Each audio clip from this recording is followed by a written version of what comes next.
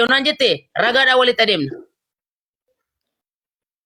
Rakkoon qabu siifan deebisa. Ani immoo waa'ee maalummaa fura qulqulluu sanaa yoo beekte na gaafadhu dura maalummaa fura qulqulluu beektaa siin jedhee.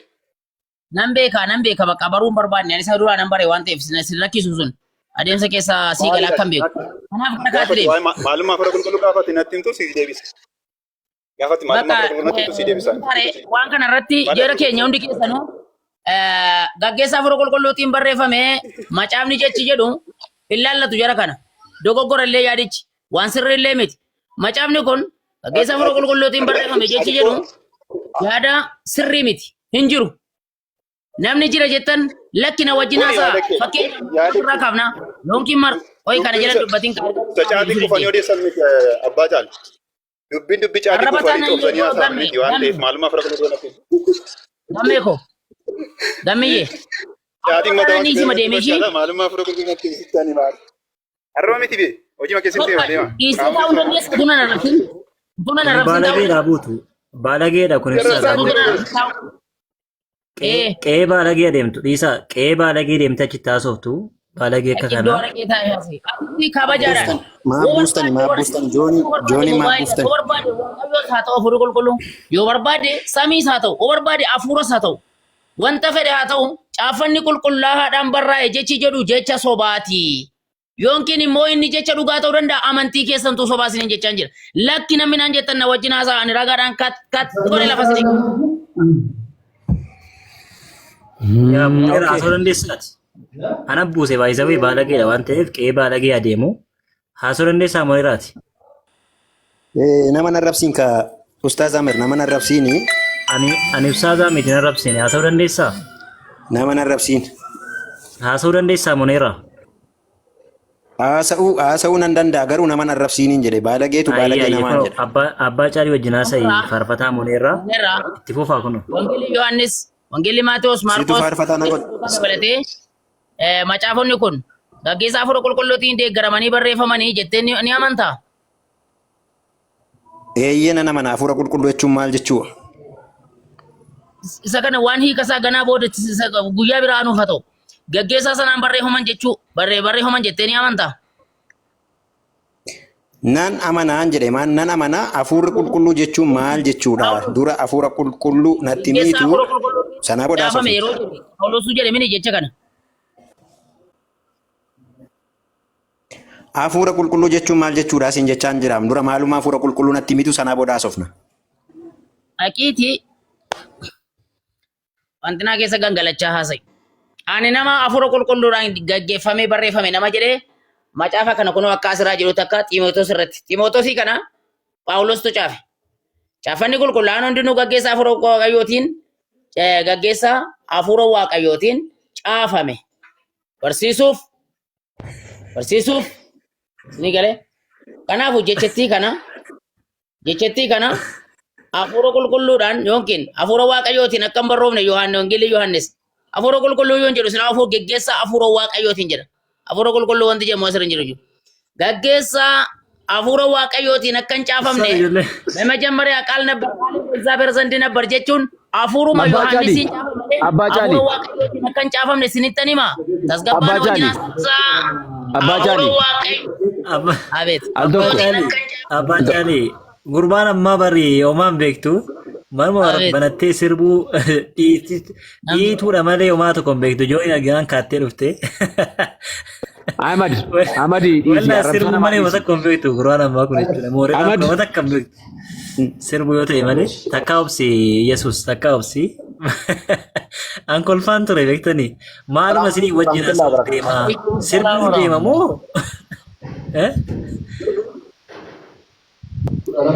Abbaa Jaali. Ahmad. Abeet. Abbaa Jaali. Al tokko Maatewos 12 Eenyummaa hafuura qulqulluu. Maatewos 12:31 naa baasime. Yesuus. Eenyummaa eenyummaan hafuura qulqulluu akka gugee olii akka gugee olii gadi. Anwarii. Rakkoon qabu. Hafuura qulqulluu silumaayyuu caafanni qulqullaan hundinuu gaggeessaa hafuura waaqayyootiin caafamee jira. Hafuura waaqayyoo jedha. Hafuura waaqayyootiin hin caafamne calqaba sagalee ture. Sagaleen immoo waaqayyoo bira ture kan jedhu sun Afuruma Yohaannisiin caafe malee afurri Waaqayyoo akka keessan jira ragaadhaan dubbanna. Please nutti hima. Ragaa dabalataa isinii kenna abbaa Caalii ragaa dabalataa isinii kenna. Maatiyoos boqonnaa 12 lakkoofsa 31 naa dubbisa. Maatiyoos boqonnaa 12 lakkoofsa 31 Wambararara. Tole. Suutumeedha maal isin nama guddaadha miti?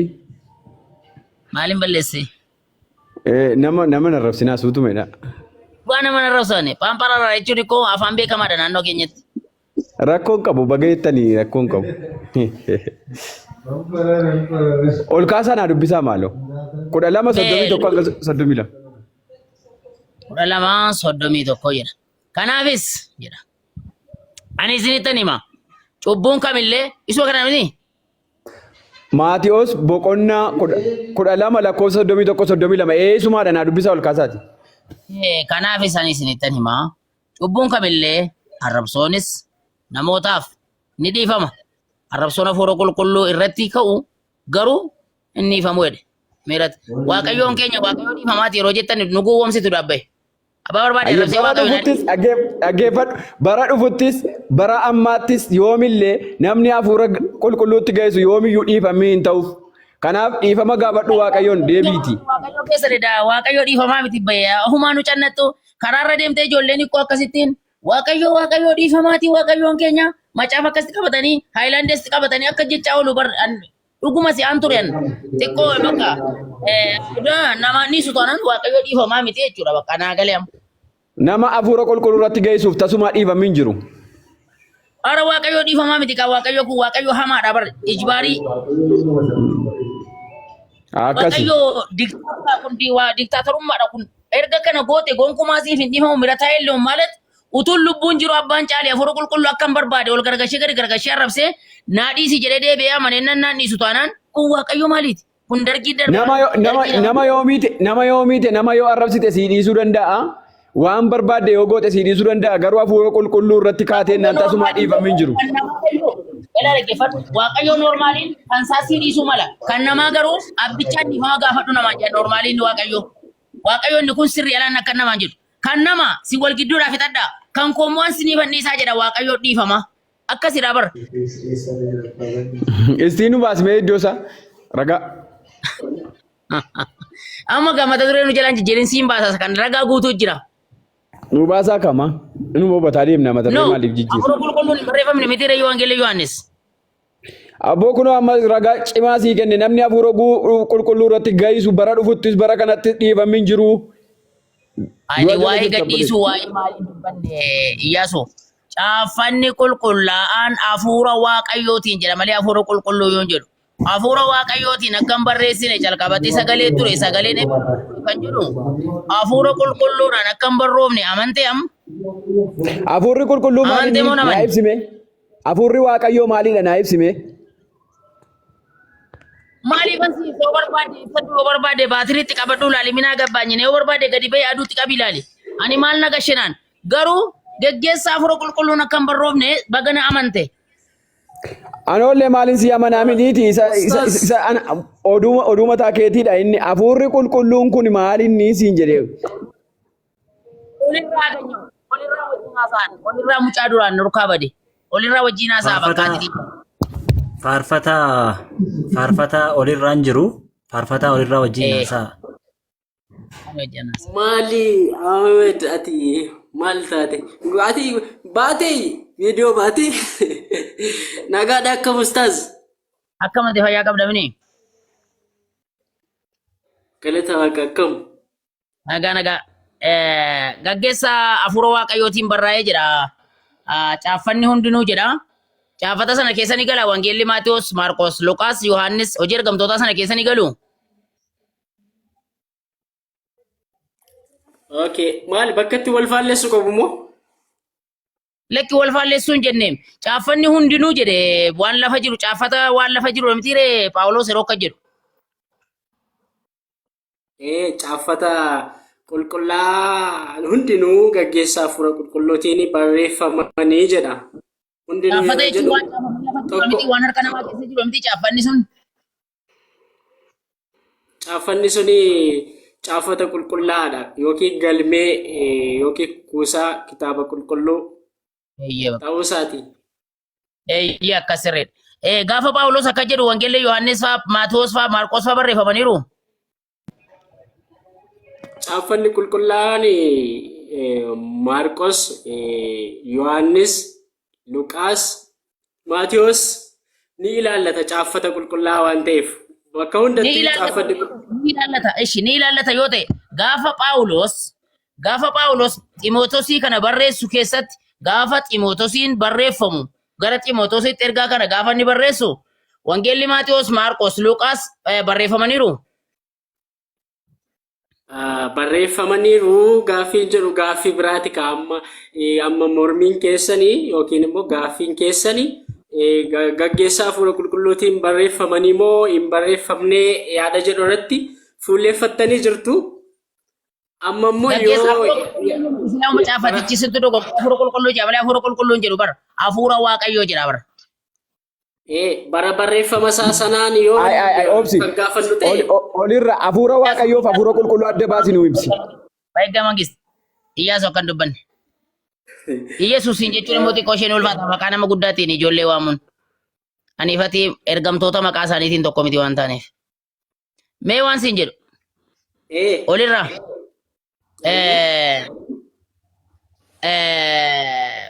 caafata lafa jiruudhaan miti kuusaa yookiin galmaa'ee lafa jiru miti kan gaafa sana Phaawulos jedhuun.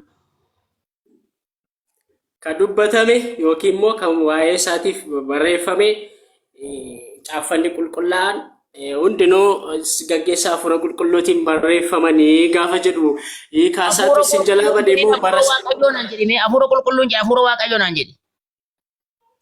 hafuura Waaqayyoo hafuura qulqulluu hiikaasaa garuu bartaniittu miti. Hafuura Waaqayyoo naan jedhi Xiimootewos irratti hafuura Waaqayyoo jedhe Phaawulos hafuuruma Waaqayyoo jedhe fayyadame. Garuu hiikaasaa isinii galeera. Ani hiikuu isaatiin maalii isaa hoogganaan bilooniidhaa fi abbaa 15 abbaa 16 abbaa 17 waan hundumaatti bitadhee boodan hiikaati ammaa fi geggeessaa hafuura Waaqayyoo waan jettu irratti walii galu. Xiimootewos ofii isaatii barreesse miti macaafa kana gaafa sana.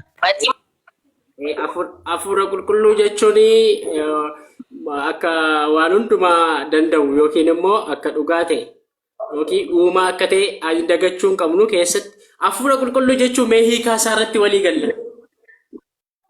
Hiikaasaa boodanii mafcaa adda addaatti bitadhee ilaalee abbaa 10, 12, 13, 14 hanga 17tti bitadhee boodoo fi kootii ilaalaati.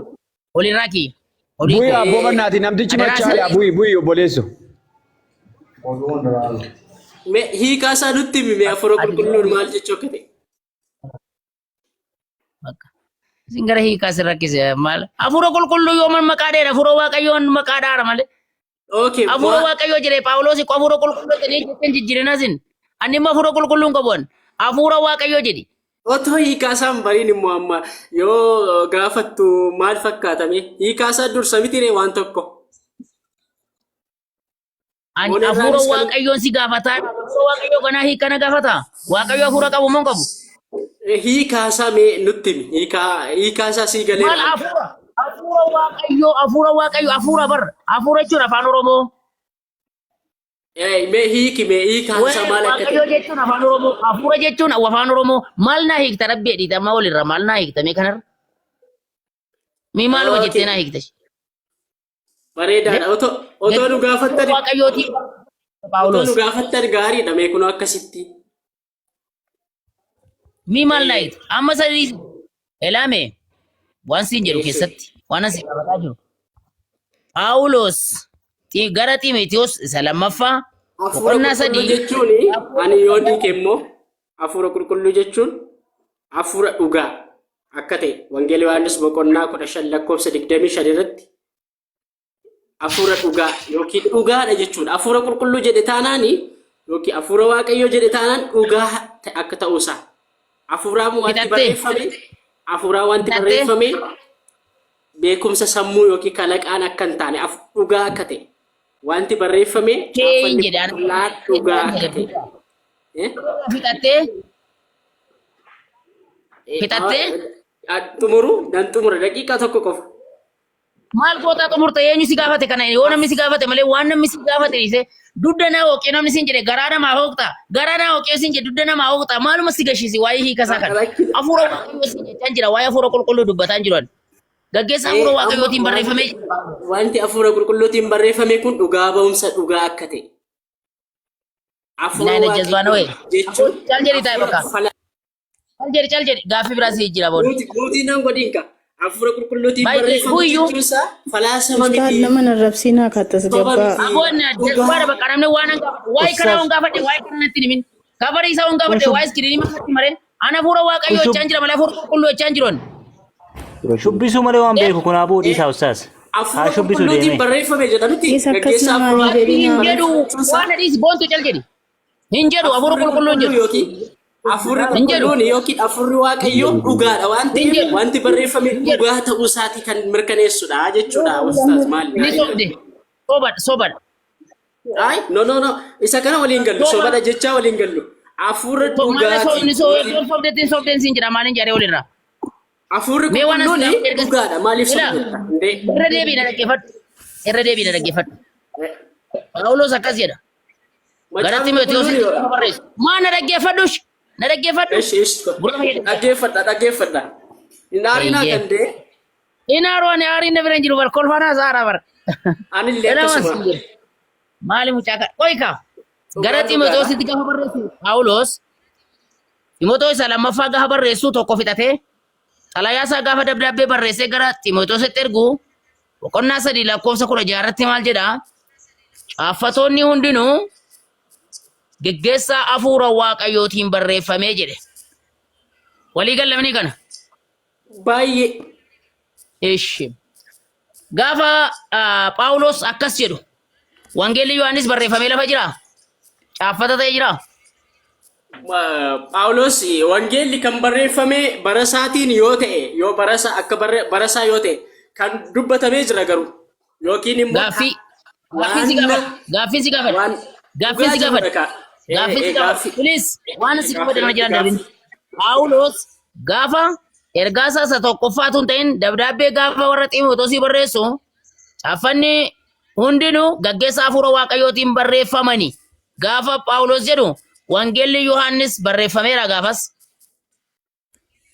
Ayyee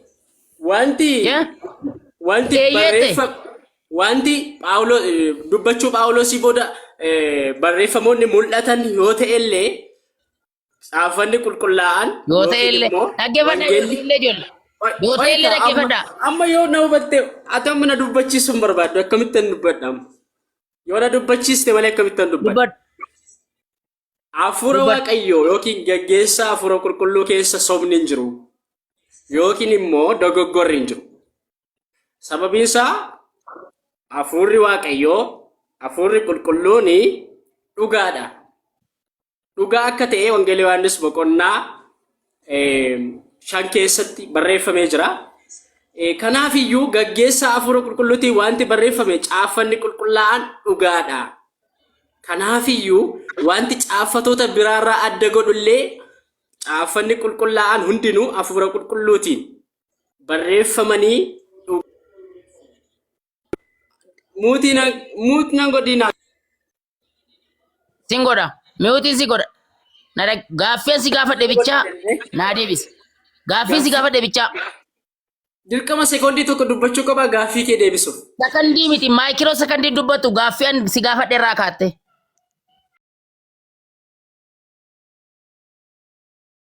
Gaaffii koronaa deebishi. Gaaffii koronaa deebishi. Waa'ee caaffanni qulqullaa'an barreeffamuu isaati. Caaffanni qulqullaa'an barreeffamuu isaa. Maaliin akka barreeffaman? Gaggeessaa afuura qulqulluutiin. Qo'ee ka amma ustaas na hordofi na hordofi. Daqiiqaa tokko bicha na hordofi. Maalan si gaafadhe? Lakkis daqiiqaa miti sekondii tokko siin kennu waan si gaafadhe bichaarra naa deebi'i. Ibseen xumura ka ibseen xumura sabboonee immoo muutii qabata. Inde waan si gaafanne maalis goota naa ibsata gaaffii koo irra naaf deebi'i. Gaaffii keessanii caaffanni qulqullaa'anii gaggeessaa hafuura qulqulluutiin akka barreeffamee jiru dubbattaniittu yeroo sana barreeffameeraa kun hin barreeffamne jedhu immoo gaaffii biraati. Isa sana yoo deebisi jettan nan deebisa.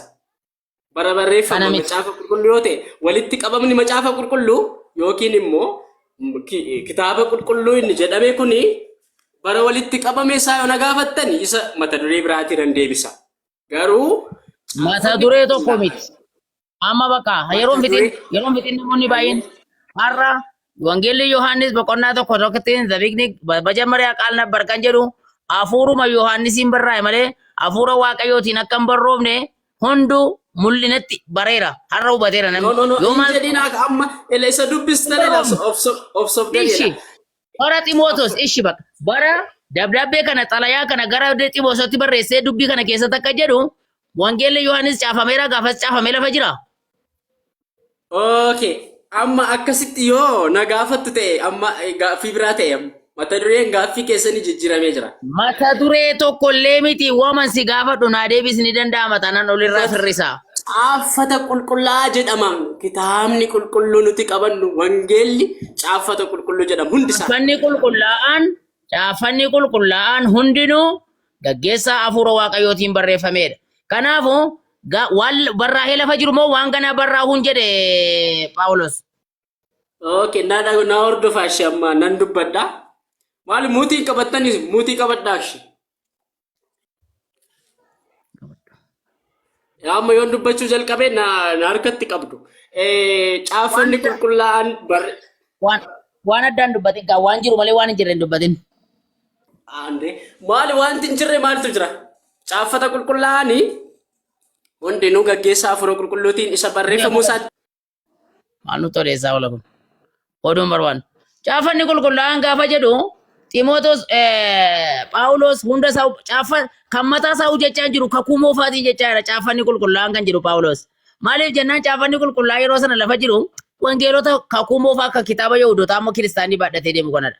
Kitaaba warra Yihuudootaa kan kiristaanii baatee deemutuyyuu gaafa sana caaffata ta'e lafa jira malee. Phaawulos duunsa dhaloota Yesuus irraa Yesuusii fi Phaawulos baay'ee walirraa fagaatan garaagarummaa waggaa 5 jedhaman amantaa isaanii church fathers warri research kana dura research isaanii geggeessaa ture lafa kaa'anii waggaa 5 wal dura jiruudha Phaawulosii fi Yesuus.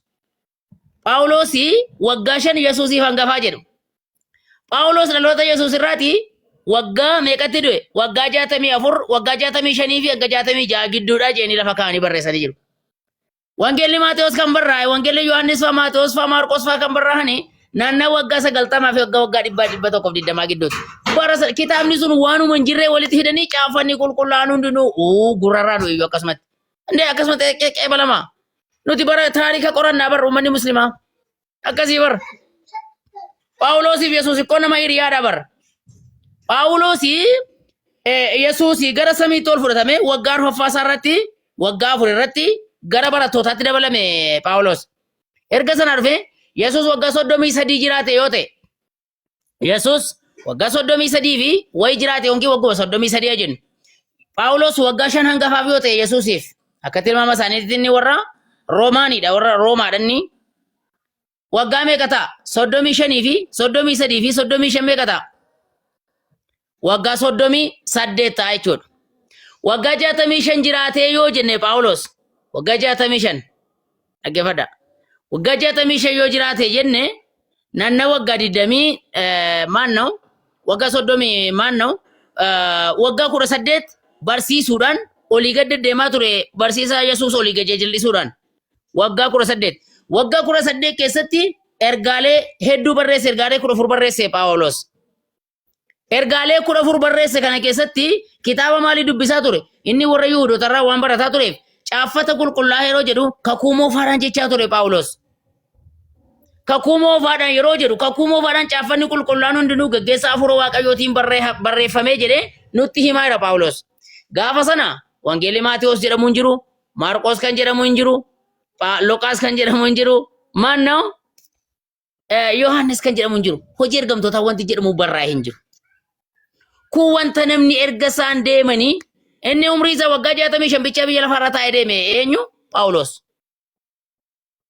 Kanaafi caafata qulqullaan hundinuu gaggeessaa afuura qulqulluutiin barra afuura waaqayyootiin barra afuura waaqayyootiin barra wareedha malee hin jiru waan hin jirredha kun jechuudha. Namni kanaan soba jettan ol baatii afuura tasgabbaa inni wajjin haasa'a hin jiru. Abdiin fama naa bananii laata eessa boonii laata?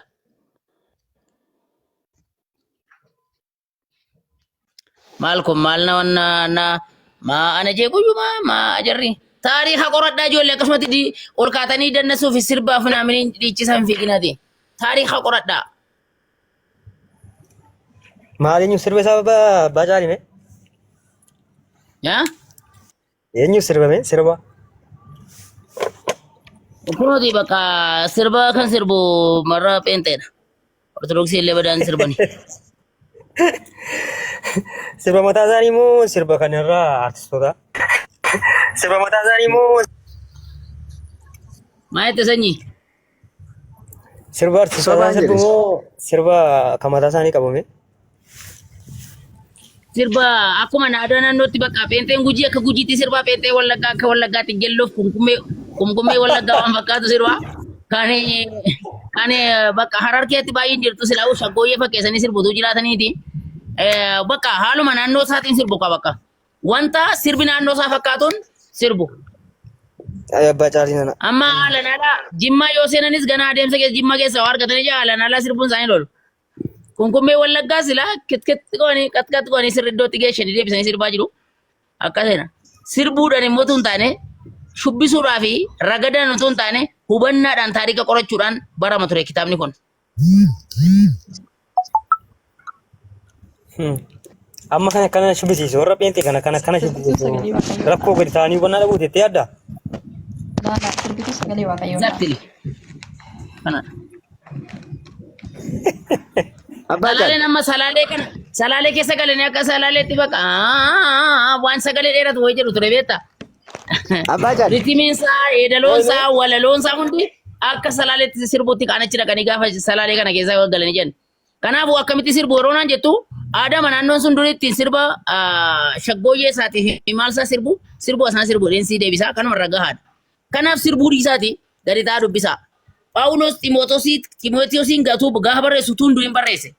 Barri Phaawulos kitaabota jaraa dubbisee irraa qo'atee irraa dubbisee waa babarreesse barri isaa waggaa 64 kanaa gadidha. Waggaa 64 olii barraa'uunsaa Yohaannes fa'aadha. Maarqos fa'a hundi isaanii jechuudha. Kanaaf kitaabanni caafanni hundinuu gaggeessaa hafuura waaqayyootiin barreeffama yeroo jedhu Phaawulos waluun qabatu. Lakki taarikni tiin kun sobaa namni jettan hin seenna. Abbaa Taklaayitii fi Abbaa Takluutii fi weebsaayitii warra keessanii hunda seennee waliin dubbisna. Ni sobechuudhaan Phaawulos akka jechuunsaa? Ani Phaawulos hin sobeen jenne. Warroota wangeela Yohaannis gaggeessaa hafuura waaqayyootiin barreeffame warra jiru sobee jechaan jiran. Aha, Yohaannis fa'ii sobee?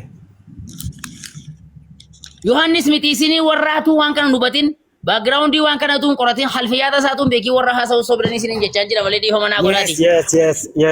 Yes. Amma mana waan afiddeetta uummata kanatti fi uummata peentii kanatti dogoggore malee caafata qulqullaa'an sirriidha jechaa jirta. Yohaannis fa'a caafata qulqullaa'aa warra jedhaman keessa hin jirani. Kanaafuu isaan sirrii miti barreeffama dogoggoraati. Reekkasin jettu akkanumatti tolumaa galma macaafa qulqulluuni uumamaa kaasee hanga mul'ataatti kan jirullee soba ta'uusaa mul'isa. Maaliif achi tokko keessaa jechi takka? Seera uumamaa kan jiru kun kitaaba Yahudaati bar kitaaba kiristaanaa miti sinuma kan Yahudaa fudhatanii bar kan Yahudotaatiin beektamini? Kan Yahudotaa? Eessarraa akka jedhame? Indee kitaaba Yahudota bakka Musee bu'anii ni barsiisu jennaani wangeela Maatewos boqonnaa 23 lakkoofsa 2 irratti Fariisonni fi maaliini bakka Musee bu'anii ni barsiisu. Waan isaan barsiisan sirriitti qabadhaa jennaan achumaan kitaaba Yahudootaa sassaabbatanii erga fudhatanii barbarattoonni. Indee kakuu haaraa jechuun koo Maatewosii kaamini. Maarree wanti isa dura koo kitaaba Yahudootaa ture barra. Eeshi qoy amma fakkeenya Museen maali? Museen Yihudaadha? Hin beeku kitaaba jara takka jira warra Yahudootaa takka jira waan ta'eef Yihudaatti hundi ilaal. Alaa qim. Liyoon ilaalee miti amma Museen eessa lammiinsaa lammii biyya eessaati? Lammiidhaan immoo warra Israa'eloota. Kanaaf Yihudaarraa kee fudhee barreesse? Yihudoota irraa barreesse. Maal barreessitee himu? Yihudoonni koo erga Yihudoota jechuun erga Museen dhufee darbeeti mucaa immoo taarikan beektuu dhiisime. Siifin galle waan kana sirraa fagoodha. Walumaa galee sirraa fagaata wanti kun. Maala dhukkubaasaa? Jechuun namni waaqa sadii walitti qabee waan walitti namaan dhufne waaqessu koo dhukkubsataadha barree. Yeroo boqonnaan qabu yeroo rafullee uuma sanaa yaada inni kun akkuma talaata. Inni kun walitti naa akkuma talaata. Walitti qabamni isaanii kun sirriitti naa ta'ee laata moo hin taane laata. Moo inni itti jiru kun akkaataa barsiisa Yesuusii alaa laata. Jedhee of canna qabaata bar namni dhukkubsataadha bar. Rakka namni waan itti amanetti dhiphate sana rakkisaa dhagaa. Namni waan itti amanetti dhiphate naan. Perfect dhuma dhukkuba. Amma sinni waldaa madda godhe kun.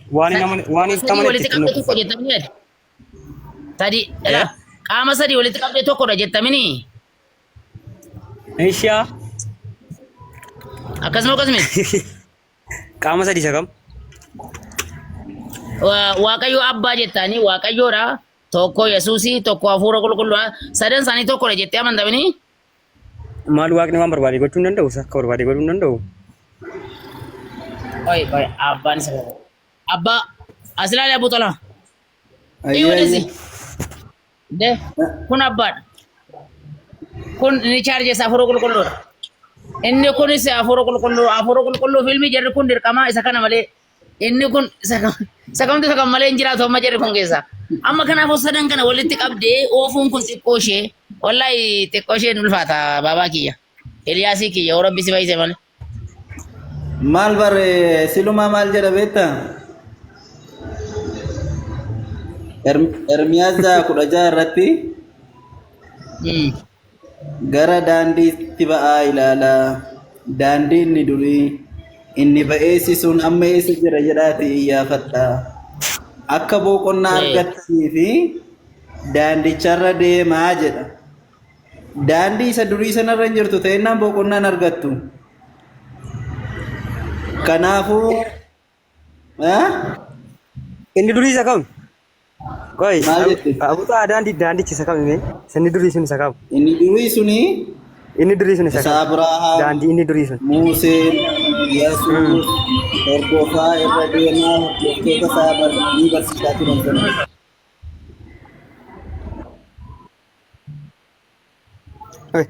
Yesuus Musliima ture selakka? Akan betul. Si mal tu reti Yesus mal. Oh yo. Ilu ko. Mari abbo ko na mari. Ilma dulu mari katana. Yesus mal tu re jedha jirta. Amantaa mali barsiisaa ture. Amantaa mali hordofaa ture. Yoo kiristaanummaa isaa arganni samii ba'ee booda waggaa meeqa boodaan Xookiyaatti akka hojii ergamoota boqonnaa 11 lakkoofsa 26 irratti daqqamasuuritu በመጀመሪያ በአንጦኪያ ክርስቲያን ተባሉudha. Yeroo jalqabaa fi Anxookiyaatti kiristiyaana jedhamanii inni እኮ ኢየሱስ ክርስቶስ erganni samii ba'ee booda waggaa 40 wayii boodadha akka seenaan haasa'utti. Barattoonni Anxookiyaadha kun isaanuu jalqaba achitti kiristiyaana jedhaman. Yesus maal ture irratti sila moo amantaa hin qabu. Maa wani qabu wanti ni qabu malee maa Yesus amantaan isaa maal ture reeggan ni qabaate. Kiristiyaanummaa barsiisa malee kiristiyaanummaan barkan Yesus Kiristoos jedhaa jiru kan Phaawulos hojii ergamootaa boqonnaa 11 lakkoofsa 26 irratti dubbate barattoonni jalqaba duraa Anxookiyaatti kiristiyaana jedhamanii waamamanii jedhe. Erga Anxookiyaa dhaqanii booda Anxookiyaattu akka dhaqanii hin jedhamni. Waggaa tokko guutuu mana sagadaa keessatti eegga barnoota barsiisaa turanii booda yeroo jalqabaaf achitti kiristiyaana jedhamanii jedhe. Waggaa tokko Anxookiyaa turan sana maal jedhamaa turan? Utuu Anxookiyaan naqiinoo maal jedhamaa turanii kiristiyaanummaan yeroo jalqabaatee fudhatanii achitti si jedhaa jira. Mee abuta amma mee ka wangeelaa dhiisi mee ka quraana irraa naa himi mee ka quraana barsiisi mee maal jette sagaleen kee fagaata xiqqoo ka wangeelaa irraa dhiisi amma ka quraana irraa na barsiisi mee waa'ee amantii dura waa'ee Yesuus dura musliimaa ture jedhu kana yookaan waa'ee Abrahaam fa'aa Museen fa'aa kun Iyyaasuun fa'aa kun akka isaan musliima turanii mee quraana irraa na barsiisi mee isa quraana bira iyyuu naqin. አይደለም አይ መጽሐፍቱ iyyuu jechuudha መጽሐፍቱ iyyuu kana si kenna. Wangeela ni dubbistaa. Macaafni ragaa baargatee macaafni sirrii jechuudha ka macaafni keenya sirrii jechuudha inni akka macaafni sirrii jechuudha. Hin dubbistaa wangeela. Wangeela ni dubbistaa. Ay waabbachuuf baay'een dubbisu. Baay'een dubbistu. Itti immoo namantaa. Maarree. Itti namana. Maali shakkite more? አይደለም እቹን አማ ፈከኛት ከነ በርሳርታን ወንጌልራን በርሳርት ምን ወንጌልራት ቲ አካ አብርሃም ፋከ ሙስሊም ፋቱራኒ ሙስሊማ ቱራኒ ኢየሱስ ፋከሳ ሙስሊማ ቱራኒ አመንቲ ሙስሊማ ካሳ ኖርዶ ፋቱራኒ ዩኒቨርሲቲኒ ሚቲ ኩነማ አካ ወንጌል ከኛቲ ጅሬኙ በበረበራ ኢየሱስ ክርስቶስ የሮ በርሲሱ jireenya bara baraa yookaan jannata dhaaluu yoo barbaadde jannata sana seenuu yoo barbaadde jedhe.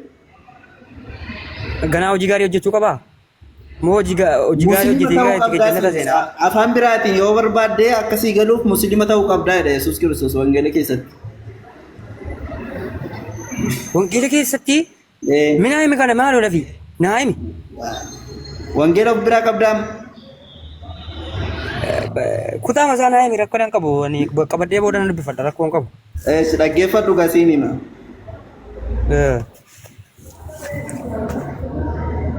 Wangeela Maatewos boqonnaa 19 lakkoofsa 13 irraa kaatee yoo dubbiste yoo ta'e maal jedha? Dargaggeessi sooressi tokko jedha. 19 meeqa jetti? 13. 13 gara Yesuusitti dhufee jedha. Yaa barsiisaa gaarii jedhe. Eeshi. Jireenya bara baraa argachuuf hojii gaarii maalan hojjechuu qaba jedhee gaafateenii jedhe. Dhagahuun jira. Tokko waan jedhe dhaggeeffadha sitti yaa barsiisaa gaarii ittiin jedhe jalqaba. Yaa gooftaan jedhe. Yesuus immoo gaafa deebisuuf maal jedhaa? Yaa gaarii maaliif naan jetta? Gaariin isa tokkicha sana malee hin jiru. Isa tokkicha sana.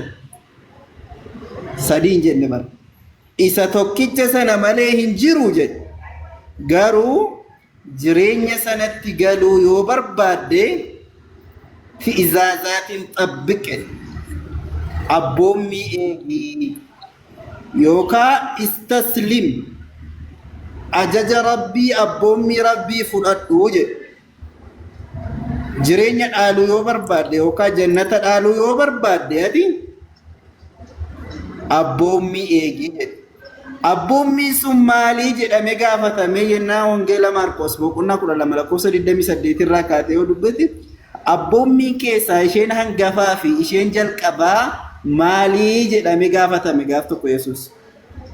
Abboommiin isheen hangafaa fi isheen jalqabaa ati Waaqayyo gooftaa kee tokkicha sana yaada kee guutuudhaan humna kee guutuudhaan waa hundaanuu isa jaallachuudha. Abboommiin inni jalqabaa jedha Waaqa tokkicha sana.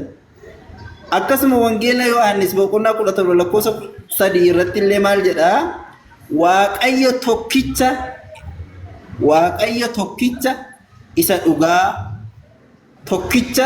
isa dhugaa sana beekuuni ergasii Yesuus Kiristoos ati ergites beekuun jireenya bara baraati jedhe. Afaan biraatti kummaa jechuudha laa ilaaha illallah wa anna Iisaa rasuulullah jechuudha. Waaqa tokkicha yookaan rabbi tokkichatti amantee Yesuus Kiristoos immoo ergamaa ta'uu isaatti yoo amantee jettee jireenya bara baraa dhaaltaa jedhe. Islaamummaa jechuun kanadha. Waaqa tokkichatti amanuu nabiyyoota immoo Yesuusiin dabalatee abbaa keenya Aadamirraa qabee hamma dhufee nabiyyi Muhammadiin gahutti hunda isaaniiyyuu ergamaa waaqaatii jettee yoo itti amante muslima jedhamta. Muslimummaan kanadha. Ulaagaa biraa tokko hin qabu. Waaqa tokkichatti amanuu ergamoota waaqaa immoo ergamoota waaqaatitti amanuu qofaadha. Kanaaf Yesuus Kiristoos iyyuu jireenya sana dhaaluu yoo barbaadde tiizaazaatiin xabbiqa abboommii eegii jedha kun asitti. Abboommii sana eegaa jirtaatam.